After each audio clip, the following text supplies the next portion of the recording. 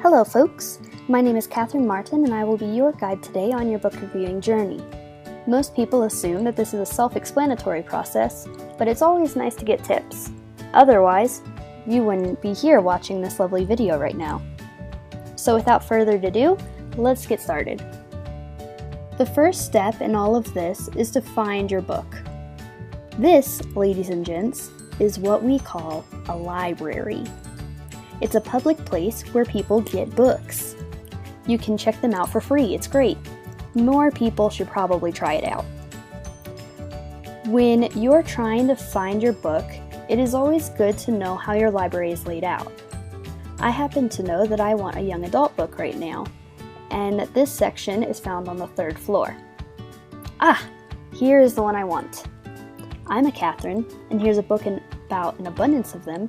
Sounds like a mighty fine fit to me. So let's check this one out and get home.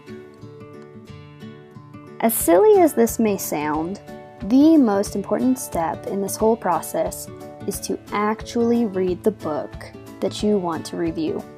I know, what a novel idea. Do you see what I did there?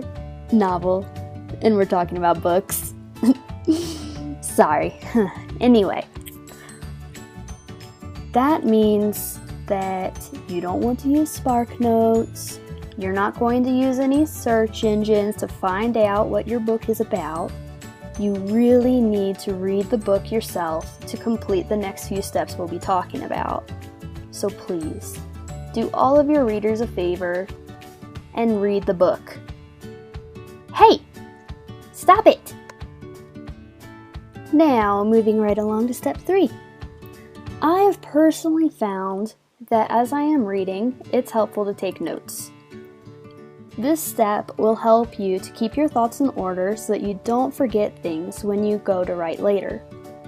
So, grab your journal and your writing instrument and prepare to work those arm and hand muscles. Yeah! The next step takes place once you have finished reading your book completely.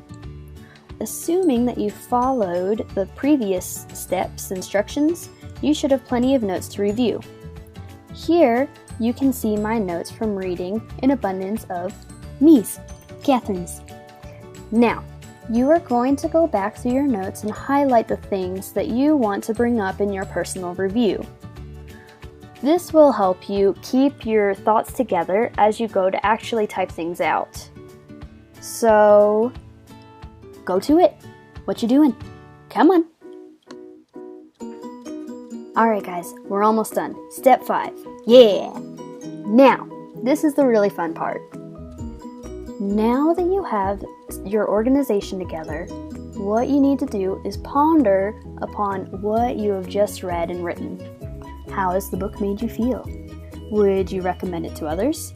If so, who? Why or why not?